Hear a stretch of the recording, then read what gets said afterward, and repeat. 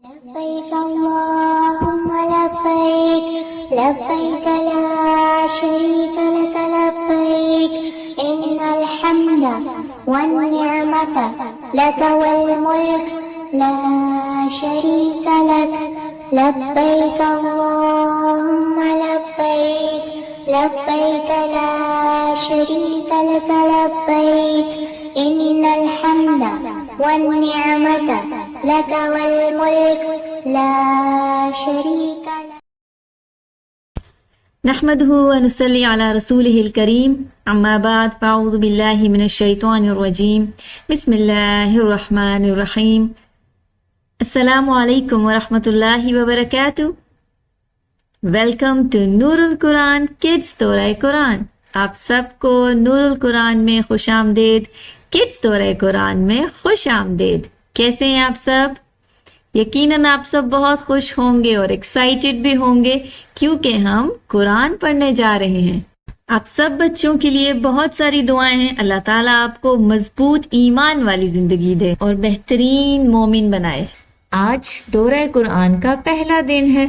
آپ سب کو بہت بہت مبارک ہو. آپ سب ضرور سوچ رہے ہوں گے کہ دورہ قرآن کیا ہوتا ہے اور اس میں ہم کیا سیکھنے والے ہیں. کیا آپ کو پتا ہے کہ قرآن کیا ہے؟ دورہ قرآن کے بارے میں بتانے سے پہلے آپ لوگ یہ سوچیں کہ قرآن کیا ہے. قرآن کون سی کتاب ہے؟ اس کتاب میں کیا ہے؟ تو قرآن اللہ کا کلام ہے، اللہ کی بات ہے. اور جب ہم قرآن سنتے ہیں، جب ہم قرآن پڑھتے ہیں تو کیسے سننا چاہیے؟ جب آپ کسی سے کوئی بات کرتے ہیں تو آپ چاہتے ہیں نا کہ آپ کی بات غور سے سنی جائے.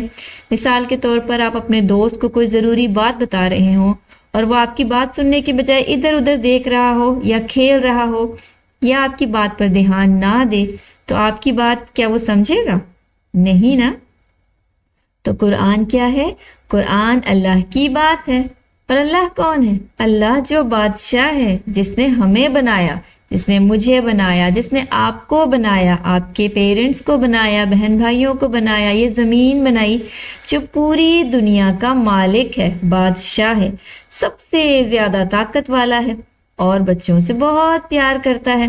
اور اللہ تعالیٰ نے ہمیں کتنی ساری نعمتیں بھی دی ہیں، ہے نا؟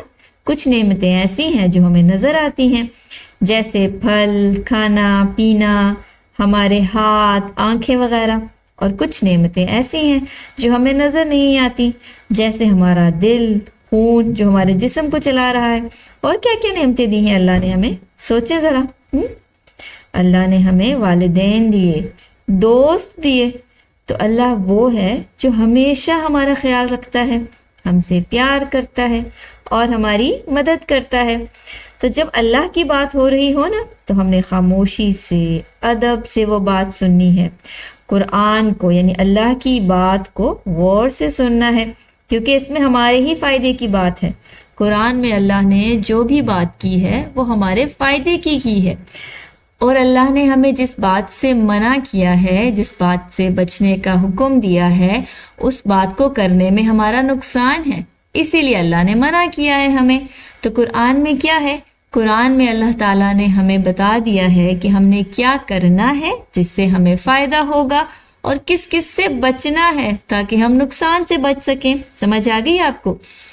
قرآن کے 30 پارے ہوتے ہیں، یعنی قرآن کے 30 جز ہیں. ہم روزانہ ایک ایک جز کو پڑھیں گے، یعنی ایک ایک پارے کو پڑھیں گے. یعنی 30 دنوں میں ہم 30 پاروں کو پڑھ کے پورے قرآن کو پڑھنے کی کوشش کریں گے اور اس میں ہم دیکھیں گے کہ اللہ تعالیٰ ہم سے کیا بات کر رہے ہیں. ٹھیک ہے؟ تو دورہ قرآن کیا ہوتا ہے؟ دورہ قرآن ہوتا ہے قرآن کے 30 پاروں کو ترجمے کے ساتھ پڑھنا اور اللہ کی بات کو سمجھنا. تو تیار ہیں آپ سب؟ جاننا چاہتے ہیں کہ اللہ تعالیٰ نے قرآن میں ہم سے کیا کہا ہے؟ پارہ 1 شروع کرنے سے پہلے ہم تعوذ پڑھیں گے. تعوذ کیا ہے؟ اعوذ باللہ من الشیطان الرجیم. اور یہ پڑھنا کیوں ضروری ہے؟ کیونکہ شیطان بھاگ جاتا ہے. وہ نہیں چاہتا کہ ہم اللہ کی بات مانیں اور وہ نہیں چاہتا کہ ہم خوش ہوں یا قرآن پڑھیں یا اللہ تعالیٰ کی بات مانیں. وہ تو ہمارا نقصان چاہتا ہے نا. وہ چاہتا ہے کہ ہمیں نہ پتا چلے کہ ہم کون سی بات مانیں گے تو ہمارا فائدہ ہوگا. تو ہم نے کیا کرنا ہے؟ اعوذ باللہ من الشیطان الرجیم پڑھ کے شیطان کو بھگانا ہے، کیونکہ وہ تو دشمن ہے، اور تعوذ پڑھ کے شیطان کو دور کرنا ہے. اس کے بعد ہم پڑھیں گے بسم اللہ الرحمن الرحیم، تسمیہ. بسم اللہ پڑھنے سے کیا ہوتا ہے؟ بسم اللہ پڑھنے سے اللہ کی مدد آتی ہے. ہر کام کرنے سے پہلے بسم اللہ پڑھا کریں تاکہ اللہ آپ کی مدد کرے. اور ہم پڑھیں گے دعا رب اشرح لی صدری ویسر لی امری واحلل عقدۃ من لسانی یفقہوا قولی، یعنی یا اللہ میرے لیے میری ٹیچر کی بات سمجھنا آسان کر دے، میرے لیے قرآن کو پڑھنا آسان کر دے، میری مدد فرما، میں جو کچھ پڑھوں اس کو سمجھوں. یہ دعا تو آپ ہمیشہ مانگ سکتے ہیں. جب آپ نے کسی سے کوئی بات بھی کرنی ہو نا، کوئی بات سمجھانی ہو اور آپ کو لگ رہا ہو کہ اگلا آپ کی بات نہیں سمجھ رہا، تب بھی آپ یہ دعا مانگا کریں کہ یا اللہ میری بات میری دوست کو سمجھ آ جائے. میں جو بات اپنے چھوٹے بہن بھائی کو یا اپنی امی کو سمجھاؤں تو انہیں سمجھ آ جائے. تو یہ بہت خوبصورت دعا ہے، اس دعا کو ضرور مانگا کریں. اور قرآن پڑھنے سے پہلے تو اس دعا کو ضرور مانگنا چاہیے تاکہ ہمیں اللہ کا پیغام، اللہ کی بات سمجھ آئے. چلیں شروع کرتے ہیں. پہلا پارہ. پہلے پارے میں مکمل سورۃ الفاتحہ ہے اور سورۃ البقرہ کا کچھ حصہ ہے. پہلا پارہ جب شروع ہوتا ہے، جب ہم قرآن کو کھولتے ہیں تو سب سے پہلی سورہ آتی ہے سورۃ الفاتحہ. یعنی کون سی سورہ؟ الحمدللہ رب العالمین. سورۃ الفاتحہ میں 7 آیات ہیں اور فاتحہ کا مطلب ہوتا ہے کھولنے والی، کیونکہ جب ہم قرآن کو کھولتے ہیں تو سب سے پہلے سورۃ الفاتحہ نظر آتی ہے. اور سورۃ الفاتحہ نہایت اہم سورہ ہے. یہ سورہ بہت ضروری ہے، نماز کی ہر رکعت میں پڑھنا لازمی ہے. سورۃ الفاتحہ کے بغیر نماز ہو ہی نہیں سکتی. اور بہت سے بچوں کو تو آتی بھی ہوگی، آتی ہے نا بہت سے بچوں کو سورۃ الفاتحہ. اگر نہیں آتی تو اس سورہ کو ہم نے یاد کرنا ہے. اور کیوں یاد کرنا ہے؟ کیونکہ اس سورہ کو پڑھے بغیر، اس سورہ کو یاد کیے بغیر ہم نماز نہیں پڑھ سکتے. نماز کا بہت امپورٹنٹ پارٹ ہے سورۃ الفاتحہ. اور اس سورہ کو الشفا بھی کہتے ہیں. اس سورہ کو پڑھنے سے بیماریوں سے شفا ملتی ہے، اسی لیے اس کو الشفا کہتے ہیں. اور اس سورہ کو کہتے ہیں یہ سورہ پورے قرآن کا خلاصہ ہے، یعنی پورے قرآن کی سمری ہے. وہ کیسے؟ یہ قرآن کی سمری کیسے ہے؟ کیونکہ پورے قرآن میں اللہ تعالیٰ نے جو بات کی ہے وہ اس ایک سورہ میں ہے. یعنی سورۃ الفاتحہ میں جو بات اللہ نے چھوٹی کر کے ہمیں بتا دی ہے، وہی بات باقی پورے قرآن میں ڈیٹیل سے کھول کھول کر بیان کی ہے. اسی لیے سورۃ الفاتحہ کو قرآن کا خلاصہ کہتے ہیں. اور سورۃ الفاتحہ میں ہم پڑھتے ہیں اللہ مالک یوم الدین ہے، یعنی اللہ مالک ہے، کنگ ہے، بادشاہ ہے. دنیا کا بھی بادشاہ ہے، آخرت کا بھی بادشاہ ہے، قیامت کے دن کا بھی بادشاہ ہے، یوم الدین کا بادشاہ ہے. اب یوم الدین کیا ہے؟ ایسا دن جس دن ہر برے کو سزا اور اچھے کو انعام ملے گا. جس نے دنیا میں اچھے کام کیے ہوں گے انہیں جنت ملے گی، اور اگر کسی نے کوئی غلط کام کیا ہے تو اسے سزا ملے گی. اس دن کو یوم الدین کہتے ہیں. اور یہ دن کب آئے گا یہ صرف اللہ تعالیٰ جانتا ہے کہ یوم الدین کب آئے گا، یہ دنیا کب ختم ہوگی، اس کا علم کسے ہے؟ صرف اللہ کو ہے. یوم الدین کا سن کر ہو سکتا ہے کہ آپ میں سے کچھ بچے یہ سوچ رہے ہوں یا کسی کے ذہن میں یہ سوال ہو کہ آخر سزائیں کیوں ہیں، آخر آگ کیوں ہے؟ مطلب اللہ تعالیٰ نے صرف جنت ہی رکھی ہوتی، اچھی جگہ ہوتی، ہم سب جنت میں جاتے، کسی کو پنشمنٹ نہ ملتی ہے نا؟ ہے یہ سوال آپ کے ذہن میں؟ ہو سکتا ہے آپ یہ سوچ رہے ہوں. تو پیارے بچوں، ایک مثال سے سمجھتے ہیں کہ آخر سزائیں کیوں ضروری ہیں. مثال کے طور پر اگر کوئی بچہ آپ کو تنگ کرتا ہے یا مس بیہیو کرتا ہے یا آپ کی کوئی چیز آپ سے بغیر پوچھے لے لیتا ہے یا پھر آپ کو بلی کرتا ہے یا پھر آپ کی کوئی چیز توڑ دیتا ہے یا کوئی آپ کا کھلونا لے لیتا ہے، تو آپ کیا کرنا چاہیں گے؟ آپ کسی بڑے کو جا کے بتائیں گے نا کہ اس بچے نے یہ کیا، اس بچے نے مس بہیو کیا، اس بچے نے غلط کام کیا، کو پنشمنٹ ملنی چاہیے، ہے نا؟ تو اسی طرح اللہ نے بھی اس دنیا میں اچھے اور برے کام کرنے والوں کے لیے انعام اور سزا رکھی ہے۔ مجھے امید ہے آپ کو سمجھ آ گیا ہوگا یوم الدین کا کہ اللہ تعالیٰ نے جزا اور سزا کیوں رکھی ہے، تاکہ دنیا میں ہم اچھے کام کریں اور ہمیں ڈر ہو کہ اگر ہم نے کوئی غلط کام کیا تو کہیں ہمیں یوم الدین میں سزا نہ مل جائے، اور ہم اچھے کام کریں گے تاکہ یوم الدین میں ہمیں انعام ملے، یعنی جنت ملے۔ سورۃ الفاتحہ کے بعد پہلے پارے میں نیکسٹ سورہ یعنی دوسرے نمبر پہ سورۃ البقرہ ہے۔ البقرہ کا مطلب ہے گائے یعنی کاؤ، اس میں گائے کا واقعہ بھی ہے، انشاءاللہ آج ہم گائے کا واقعہ بھی دیکھیں گے۔ سورۃ البقرہ قرآن کی سب سے لمبی سورہ ہے، اور اس سورہ میں اللہ تعالیٰ نے ہمیں بہت سی اچھی باتیں بتائی ہیں۔ اللہ نے ہمیں بتایا ہے کہ دنیا میں کیا کیا کرنا چاہیے اور کیا کیا نہیں کرنا چاہیے۔ اس سورہ کے شروع میں اللہ تعالیٰ نے 3 طرح کے لوگوں کا ذکر کیا ہے، یعنی جب بھی کوئی اچھی بات لوگوں کو بتائی جاتی ہے، یعنی کہا جاتا ہے کہ اللہ کا یہ حکم ہے، صحیح کام ایسا ہوتا ہے، اس طرح سے کام کرنا چاہیے، یا کوئی اچھی بات لوگوں کو بتائی جائے تو لوگ اس کا ریاکشن، اس کا جواب 3 طرح سے دیتے ہیں، یعنی 3 طرح سے لوگ کسی بھی اچھی بات کا جواب دیتے ہیں۔ پہلی قسم کے لوگ وہ ہوتے ہیں جو فوراً اچھی بات پر یس کہتے ہیں، اور اللہ نے جیسا کام کہا ہوتا ہے ویسا ہی وہ اچھا کام کرتے ہیں۔ ایسے لوگوں سے اللہ بہت خوش ہوتا ہے، اللہ ان کی مدد بھی کرتا ہے اور اللہ ان کو انعام دیتا ہے۔ ایسے لوگوں کو کہتے ہیں مومنین۔ مومنین اچھے لوگ ہوتے ہیں۔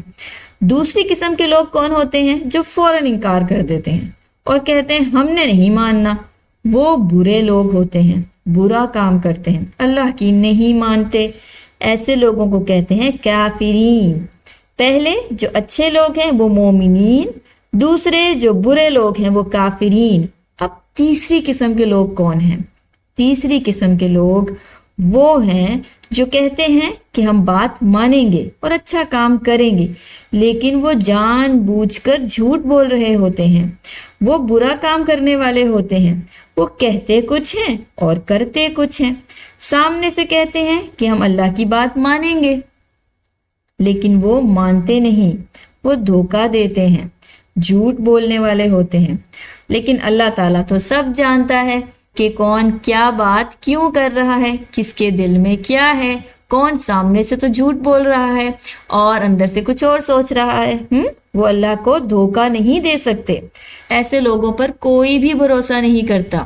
ایسے لوگوں کو کہتے ہیں منافقین۔ منافقین پہلے مومنین جو اچھے لوگ، دوسرے کافرین جو برے لوگ، اور تیسرے جو بہت خطرناک ہیں وہ منافقین ہیں، جن کے بارے میں لوگوں کو پتہ نہیں چلتا کہ وہ مسلمان ہیں، مومنین ہیں یا کافرین ہیں۔ ان کو اللہ جانتا ہے کہ وہ کافرین ہیں۔ اچھا، میں ابھی آپ کو ایک ایگزامپل دیتی ہوں جس سے شاید آپ کو اس کی سمجھ آ جائے۔ مثلا اسکول میں ٹیچر کوئی کام بچوں کو جب دیتی ہیں تو 3 طرح سے بچے ریئیکٹ کرتے ہیں۔ کچھ اچھے بچے ہوتے ہیں جو اسکول میں فوراً ٹیچر کی بات مان جاتے ہیں، اچھے کام کرتے ہیں، دوسروں کا خیال رکھتے ہیں، اور ایسے بچے ٹیچر کو بہت پسند ہوتے ہیں، اور یہی بچے پھر کامیاب بھی ہوتے ہیں، ہوم ورک ٹائم پہ کرتے ہیں، کلاس ورک بھی مکمل کرتے ہیں اور شوق سے پڑھتے ہیں۔ دوسرے کچھ بچے ایسے ہوتے ہیں جو بالکل رولز کو فالو نہیں کرتے، پڑھائی میں بھی بہت پیچھے ہوتے ہیں، دوسروں کو بھی تنگ کرتے ہیں، کسی کی مدد نہیں کرتے۔ ایسے بچوں سے سب ناراض ہوتے ہیں اور ایسے بچے کبھی کامیاب بھی نہیں ہوتے۔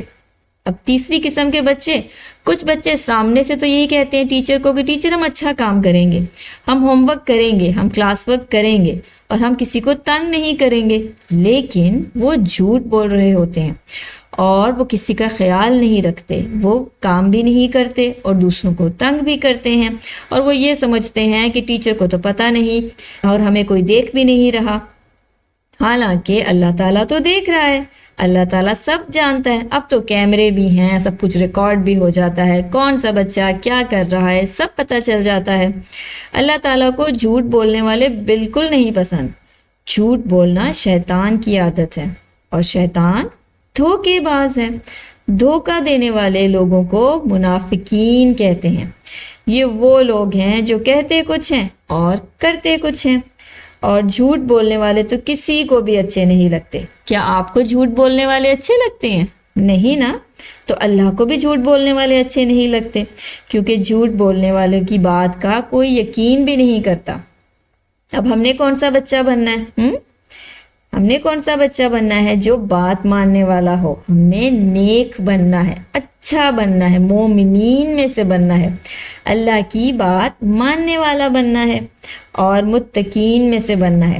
اللہ سے دعا کیا کریں کہ یا اللہ ہمیں منافقین سے بچا دے، اللہ ہمیں سچ بولنے کی عادت ڈال دے، کیونکہ اللہ تعالیٰ کو سچ بولنے والے بہت اچھے لگتے ہیں، اور اچھے بچے کبھی جھوٹ نہیں بولتے، کبھی کسی کو تنگ نہیں کرتے اور کسی کو دھوکہ بھی نہیں دیتے۔ اس کے بعد سورۃ البقرہ میں ایک اور بہت دلچسپ قصہ ہے، وہ ہے پہلے انسان کا واقعہ، آدم اور ابلیس کا قصہ۔ آدم اور ابلیس کے قصے سے پہلے ایک بات ہم سمجھ لیتے ہیں کہ فرشتے کون ہوتے ہیں، جنات کون ہوتے ہیں، شیاطین کون ہوتے ہیں۔ تو پیارے بچوں، فرشتے اللہ نے نور سے بنائے ہیں، اللہ نے انہیں مختلف کام دیے ہیں۔ کسی فرشتے کا کام بارش برسانا ہے، کسی فرشتے کا کام نبیوں تک اللہ کی بات پہنچانا ہے، جیسے حضرت جبرائیل علیہ السلام۔ کچھ فرشتے شیاطین کو بھگاتے ہیں، کچھ حفاظت کرتے ہیں لوگوں کی، اور بہت سے کام کرتے ہیں۔ اور فرشتے گناہوں سے پاک بھی ہوتے ہیں، اور فرشتوں کے اپنے بچے نہیں ہوتے، ان کی اپنی فیملی نہیں ہوتی، یہ صرف اللہ کے کام کرتے ہیں، اللہ کے حکم کو مانتے ہیں، بہت اوبیڈینٹ ہوتے ہیں اور معصوم ہوتے ہیں۔ اس کے بعد ہم دیکھتے ہیں جنات۔ جنات آگ سے بنے ہیں، ان کی فیملی ہوتی ہے، ان کے بچے بھی ہوتے ہیں، یہ ہمیں نظر نہیں آتے، ان میں بھی مسلمان اور کافر جن ہوتے ہیں۔ ابلیس کون تھا؟ ابلیس ایک جن تھا، رہتا تو وہ فرشتوں کے ساتھ تھا، لیکن تھا وہ جن، اللہ کی بہت عبادت کرتا تھا۔ اس کے دل میں تکبر تھا، یعنی وہ اپنے آپ کو باقی سب سے اچھا سمجھتا تھا، اپنے آپ کو باقی سب سے بڑا سمجھتا تھا۔ فرشتے تو یہ بات نہیں جانتے تھے کہ ابلیس کے دل میں کیا ہے۔ اللہ تعالیٰ تو دل کے حالات جانتا ہے، اللہ سب جانتا تھا کہ ابلیس صرف دوسروں کو چھوٹا دکھانے کے لیے اللہ کی عبادت کرتا ہے۔ جب اللہ نے انسان کو بنایا، یعنی حضرت آدم علیہ السلام کو مٹی سے بنایا، تو تمام فرشتوں کو حکم دیا کہ اس کے آگے جھک جاؤ۔ ابلیس بھی وہیں تھا، اسے بھی حکم دیا کہ تم بھی جھک جاؤ، لیکن ابلیس نے آگے سے جھکنے سے انکار کر دیا۔ تمام فرشتے جھک گئے اور ابلیس نے کہا میں کیوں جھکوں، یہ آدم مجھ سے بہتر نہیں ہے، میں آگ سے بنا ہوں اور آدم مٹی سے بنا ہے، اور ابلیس نے منع کر دیا۔ اللہ تعالیٰ نے ابلیس کو حکم دیا کہ وہ وہاں سے نکل جائے۔ ابلیس نے کہا کہ انسان مجھ سے بہتر ہو ہی نہیں سکتا۔ اللہ تعالیٰ سے ابلیس نے ریکویسٹ کی کہ ابلیس کو کبھی بھی موت نہ آئے، تاکہ وہ ساری زندگی انسان کو اللہ تعالیٰ کے خلاف بھڑکاتا رہے، یعنی انسان کو وسوسے ڈالتا رہے، سیدھے راستے سے ہٹاتا رہے، تاکہ وہ یہ پروف کر سکے کہ انسان بہتر نہیں ہے۔ اللہ تعالیٰ نے ابلیس کی یہ ریکویسٹ قبول کر لی، اور ابلیس نے وعدہ کیا کہ وہ انسان کے لیے نیکیاں کرنا مشکل کر دے گا، جنت میں جانے سے انسان کو روک دے گا، اس کے لیے برائیاں کرنا آسان کر دے گا۔ اللہ تعالیٰ نے ابلیس کو قیامت تک زندگی دے دی، اور اللہ نے کہا کہ جو میرے اچھے بندے ہیں، جو میرے نیک بندے ہیں، وہ کبھی بھی تمہاری باتوں میں نہیں آئیں گے، وہ ہمیشہ سیدھے راستے پر رہیں گے۔ اور جو انسان ابلیس کی بات مانے گا اور برائیاں کرے گا تو اللہ تعالیٰ ابلیس کے ساتھ اس برے انسان کو بھی آگ میں ڈالے گا، یعنی سزا دے گا۔ تو پیارے بچوں، شیطان ہمارا دشمن ہے، وہ ہمیں نظر نہیں آتا، لیکن ہم اس سے بچنے کے لیے دعا کر سکتے ہیں، تعوذ پڑھ سکتے ہیں، کیونکہ تعوذ یعنی اعوذ باللہ من الشیطان الرجیم پڑھنے سے وہ بھاگ جاتا ہے۔ جب بھی آپ کوئی نیک کام کرنے لگے اور آپ کو مشکل لگے، جیسے نماز پڑھنے آپ کو مشکل لگے، یا کسی کو معاف کرنا آپ کو مشکل لگے، یا امی نے آپ کو کوئی کام کہا ہے وہ کرنا مشکل لگے، یا آپ کو سستی ہو رہی ہو عبادت کرنے میں، تو تعوذ پڑھیں۔ اس کے پڑھنے سے کیا ہوگا؟ اس کے پڑھنے سے نیک کام آسان ہو جائے گا۔ آگے اس پارے میں گائے کا واقعہ آتا ہے، البقرہ۔ ہم نے شروع میں بات کی تھی نا کہ البقرہ کا مطلب ہے گائے، تو گائے کا کیا واقعہ ہے اس کو بھی دیکھ لیتے ہیں۔ حضرت موسیٰ علیہ السلام کے دور میں اللہ تعالیٰ نے لوگوں کو ایک گائے ذبح کرنے کا حکم دیا۔ وہ کوئی سی بھی گائے ذبح کر دیتے تو کام ہو جاتا، اللہ نے صرف ایک گائے ذبح کرنے کا حکم دیا تھا، لیکن لوگ گائے ذبح نہیں کرنا چاہتے تھے، تو انہوں نے جان بوجھ کر حضرت موسیٰ علیہ السلام سے کہا کہ اچھا اللہ سے پوچھو کہ گائے کیسی ہو۔ وہ اس چیز کو اور لٹکانا چاہتے تھے، ڈیلے کرنا چاہتے تھے۔ پھر پوچھا اچھا یہ بتاؤ کہ اس گائے کی عمر کیا ہو۔ جب حضرت موسیٰ علیہ السلام نے اللہ سے پوچھ کر جواب دے دیا اور عمر بھی بتا دی، تو پوچھا کہ اچھا اس کا رنگ کیسا ہو۔ پھر جب رنگ کا بتا دیا، پھر پوچھا کہ اچھا بتاؤ وہ کھیتوں میں کام کرنے والی گائے ہو یا نہ ہو۔ وہ بار بار سوال کرتے جاتے تھے کہ کسی طرح یہ کام ہمیں نہ کرنا پڑے، لیکن اللہ کے رسول اللہ تعالیٰ سے سوال کرتے، اللہ تعالیٰ اس کا جواب دیتے رہتے، اور وہ اللہ کے رسول یعنی موسیٰ علیہ السلام کے ساتھ مذاق کرتے تھے۔ انہیں اللہ کا حکم مذاق لگتا تھا، اس لیے بار بار سوال کرتے تھے اور چاہتے تھے کہ کسی طرح گائے ذبح نہ کرنی پڑے، لیکن آخر میں انہیں گائے ذبح کرنی پڑی۔ اللہ تعالیٰ کو ان کا یہ مذاق کرنا اور بار بار سوال کرنا پسند نہیں آیا، اور فرمایا کہ ایسا نہیں کرنا چاہیے۔ گائے کی اس کہانی سے ہم نے کیا سیکھا؟ ہم یہ سیکھتے ہیں نا کہ ہم تو کسی کا مذاق نہیں اڑاتے نا، ہنسنا اور خوش رہنا اچھی بات ہے، لیکن کسی کا فن بنانا یا کسی پر ہنسنا یہ جائز نہیں ہے۔ گائے کو ذبح نہ کرنے کے لیے انہوں نے نبی کا مذاق اڑایا، اللہ کے حکم کا مذاق اڑایا۔ اللہ کو یہ بات پسند نہیں آئی، اور اللہ نے قرآن میں یہ بات کر دی کہ ہم نے کسی کا مذاق نہیں اڑانا، کیونکہ اگر ہم کسی کا مذاق اڑاتے ہیں تو کیا ہوتا ہے، اس سے ایک تو دوسرا بچہ بہت ہرٹ ہوتا ہے، اور ایک مسلمان کبھی بھی دوسرے مسلمان کو تنگ نہیں کرتا اور دوسروں کی فیلنگز کا خیال رکھتا ہے۔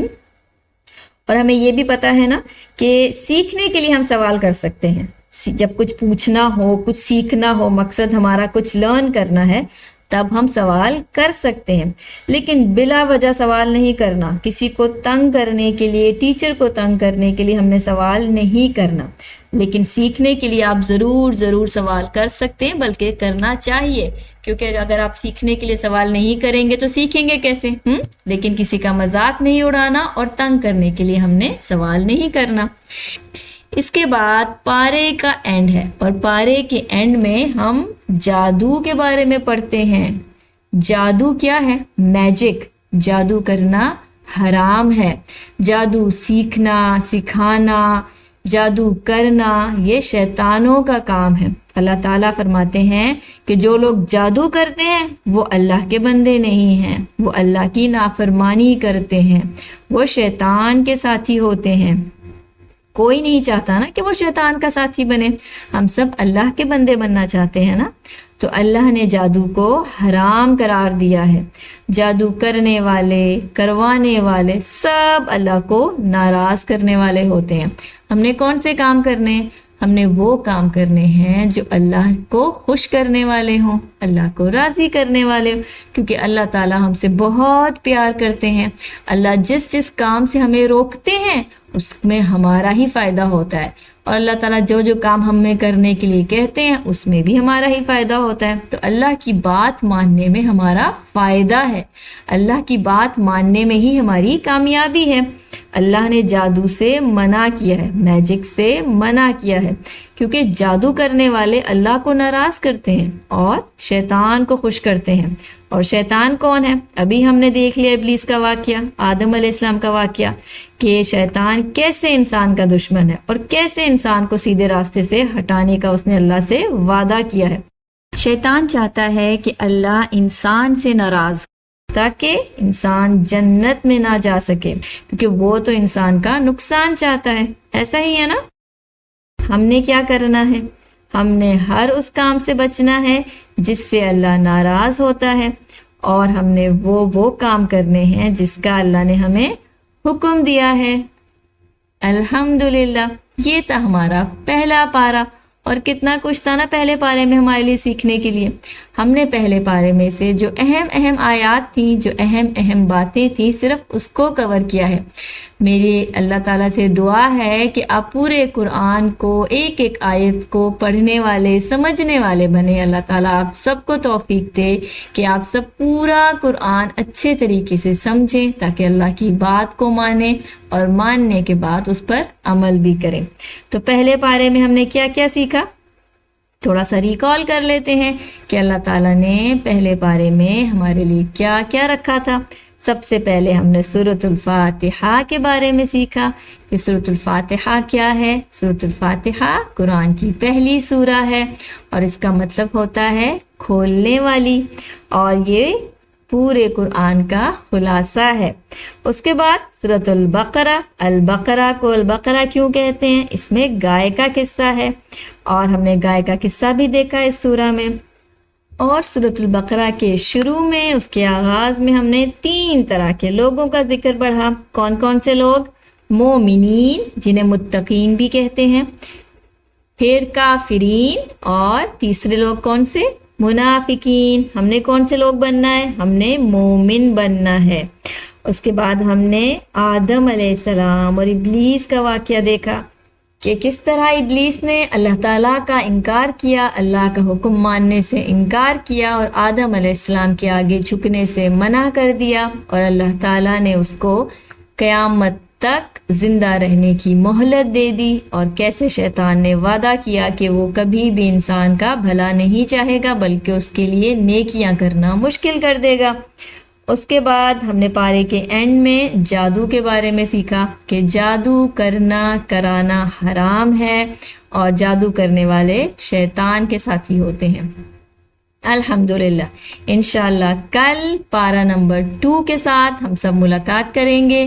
جزاکم اللہ خیر کثیرا۔ السلام علیکم ورحمۃ اللہ وبرکاتہ۔ سبحانک اللہم وبحمدک، اشہد ان لا الہ الا انت، استغفرک واتوب الیک۔